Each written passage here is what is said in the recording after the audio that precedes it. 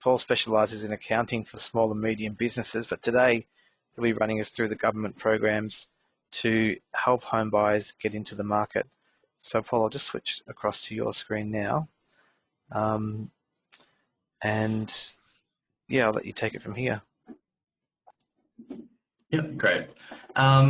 So yeah, I'm just going to run through a couple of the incentives. So the main one from a tax point of view that we've found is the First Home Super Saver Scheme. So what this does is the First Home Super Saver Scheme helps Australians boost their savings for a first home by allowing them to build a deposit inside their superannuation, and that's effectively giving them a tax cut.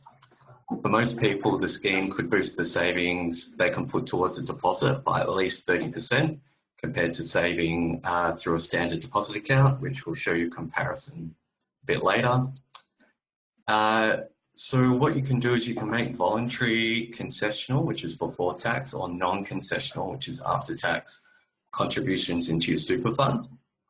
An important note of this is that you can't use your employer contributions in your super fund. So this is just the standard 9.55% super that your employers must pay you. As I said before, contributions must be voluntary, whereas the 9.5% is involuntary. These voluntary contributions are taxed at 15% instead of the marginal rates, which effectively creates a tax saving. So types of concessional contributions can include salary sacrifice, where you're just extra super contributions made for your payroll at work. You've just got to discuss with the HR officer. You'll take home less in pay, but essentially that will transfer over to your super. And you can make a personal contribution, so you can transfer funds from your personal account directly into your super. And you can claim a tax deduction if you send in a notice of intent to claim form before 30 June. You can then apply to release your voluntary contributions along with the associated earnings to help you purchase your first home. So there are limits on the amount that you can contribute. So you can contribute up to $15,000 a year and $30,000 in total under the scheme. So essentially you can max out your voluntary contributions in 2 years, or if you want to spread it out over 5 years, you contribute $6,000 a year. So it's flexible how you get to that 30,000 cap. It's just you can't go over 15 in 1 year. Eligibility is assessed on an individual basis, so that means that couples can each access their own scheme contributions to purchase the same property and combine the two. It would also mean that if your partner has already owned a home, this doesn't stop you personally from using the scheme to release your funds to contribute an amount if you're doing a joint application. You've just got to watch out though that the contributions don't go over the contributions cap, which is at $25,000 per year for concessional contributions at the moment. Just to check that, you just go on the MyGov website and they'll give you what you're currently sitting on your yearly cap.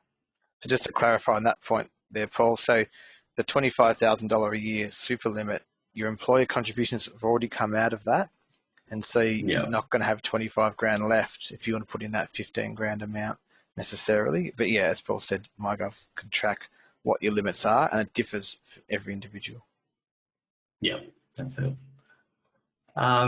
So the earnings. So while your contributions are in your superannuation, they'll be earning money generally greater than what you would with a high interest savings account. And I'll put that in inverted commas.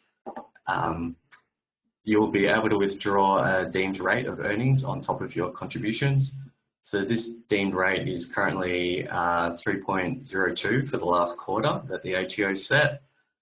I don't know about you, but at the time of speaking, my Commonwealth high interest savings account is only earning 0.4 per annum. I don't know if I'm just going to change banks or I'm getting a bad deal, but I'm pretty sure that all the banks are kind of in that low sector. All right, so who is eligible? You can use this scheme if you are a first home buyer and both of the following apply. You either live in the premises you are buying or intend to as soon as possible. You intend to live in the property for at least 6 months within the first 12 months. Also, you must never owned property, so this includes an investment property, vacant land or commercial property. And as previously discussed, if you're doing a joint application, it doesn't stop. Just because your partner has owned a property, it doesn't stop you from using the scheme. Also, you mustn't have previously used the scheme. All right, so how much can I save? So we've got this calculator online, government calculator, and we're just basing this on $10,000, $100,000 yearly income, and we're just going to sacrifice $10,000 each year. So we're going to have 3 years. We're going to reach our cap. As you can see, our take-home pay, so the amount of money that we actually hits our bank account, is going to reduce by $6,000. But essentially, that is now going to our super, and it's only going to be taxed at 15%. And if we use the just the 2020 tax rates, for a taxable income of 100,000, you're paying 37 plus 2% of Medicare levy, so 39, compared to 15%. So after 3 years, you've not only saved in tax, but you're also going to earn more in the earnings, as previously discussed. And yeah, you can just have a play around. We've provided the link, copy the link, and you can just kind of make it however you want. If you want to do 5,000, it'll kind of give you some figures, and you can see some drastic savings made with the Super Saver scheme. All right, so how do I actually withdraw it? So you can withdraw your savings when you are ready to enter the housing market. You do not need to have found your home yet, but you'll need to buy a home within 12 months of withdrawal. When you're ready to withdraw your amount, you just need to contact the ATO through the MyGov. You must not sign the contract before you request to have the funds released. This is so important because failure to do so will result in your contributions being stuck in superannuation until you reach retirement. There's no signing the contract and then contacting the ATO asking for your money. That won't happen. So then what happens with the withdrawals? So they're generally taxed at your marginal tax rate, but they also get a less 30% rebate. The ATO will arrange for money to be released from your super and will pay it onto you, and then they'll withhold the amount that you include on your tax return. You then, with the withdrawal, you must buy a residential premises. So this includes vacant land if you're planning to build, but not any premises that can't be occupied as a residence. And it has to be your home, not an investment property, since you would have to occupy the premises for at least 6 months in the year after purchase. So you could move out later on potentially though, say once you've met the 6 month criteria, I guess, but it's just, it can't, the rent from day one, then you're not going to meet the criteria. Yep. All right, so another scheme is the first home loan deposit scheme that Greg touched on before. So this is just to assist eligible first home buyers to purchase a home sooner. The scheme is to assist singles and couples who have at least 5% of the value of the property saved as deposit. It does this providing a guarantee to participating lenders that will allow eligible first home buyers to purchase a home with a deposit of as little as 5% without needing to pay lenders mortgage insurance, which Greg touched on. So it is similar to parental or family guarantees, which, but in this case, essentially the Australian government acts as the remaining 15% guarantor. If you have more than 20% or more saved, then you won't be able to be covered under the scheme. So there's all these eligibility requirements, so income, test, your previous tax return has to be 125 if you're single, and if you're doing it as a couple, combined 20. Prior ownership test, it must be your first home, and then owner-occupier requirement. Similar to the first home superstar scheme, you have to move into the property within 6 months, and you have to continue to live in that property for as long as the guarantor, for as long as your home loan as a guarantor under the scheme. So we've got the website. It's just a little calculator to check if you are eligible or not. So let's go here. You have to be an Australian citizen, so yes. Are you at least 18? Yes. Have you ever owned or had interest? So you can go back, no. Are you seeking to purchase regional property? Yes, because a company or trust can't receive it. Are you seeking to purchase regional property in Australia? Yes. Are you seeking to purchase property for the purpose of living? Yes. What's your taxable income below? Yep. And then outcome. So this gives us the result of yes, we are eligible for the first home loan deposit scheme. So yeah, you can check that out at your own time. For singles or couples, the calculator is there.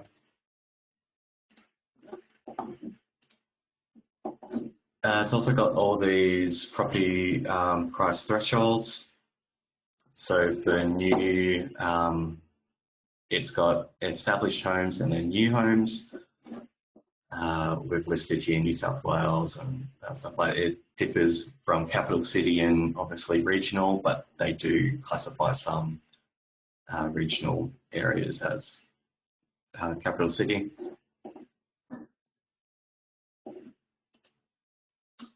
So how do you apply? So you have to apply through a scheme from a participating lender. So the major lenders at the moment are CBA and NAB.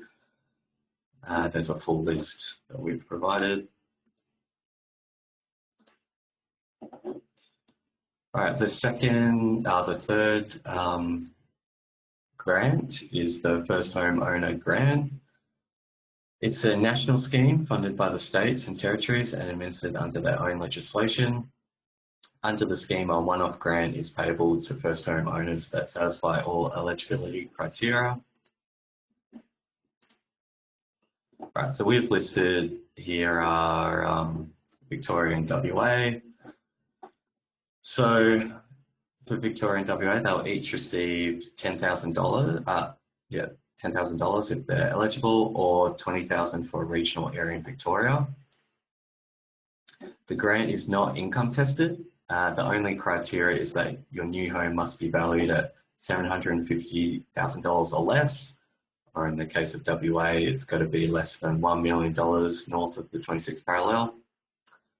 The property must not have been previously sold as a place of residence, occupied as a home, or used for the provision of short-term accommodation, such as Airbnb.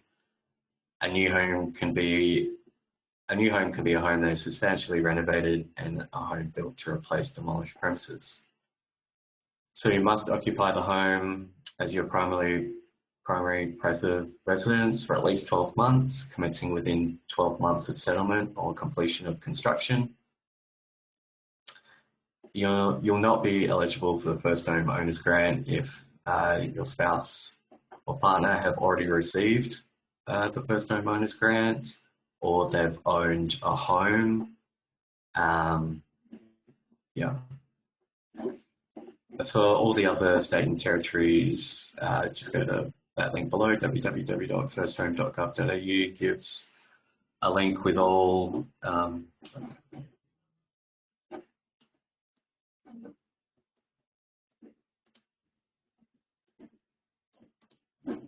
right there. So you just select your state or territory and it'll lead you.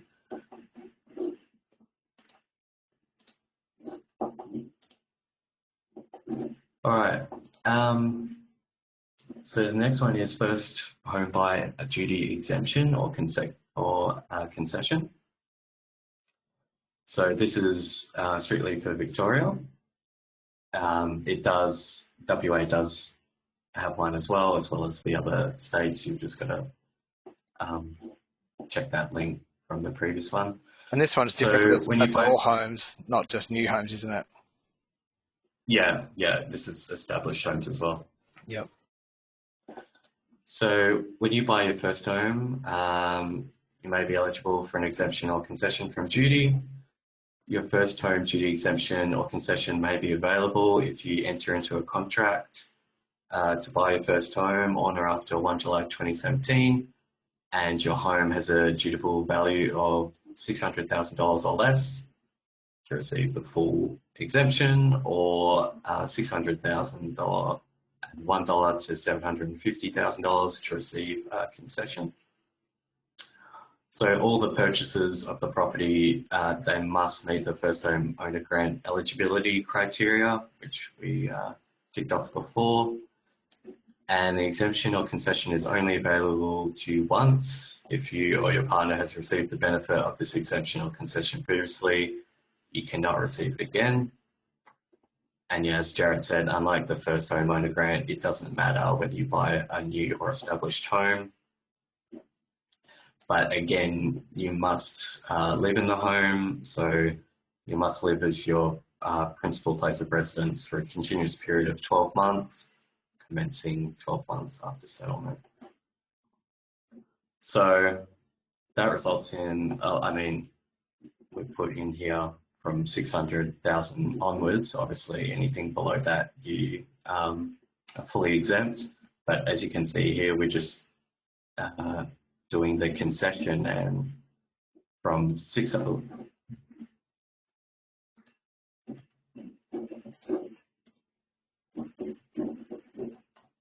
Sorry.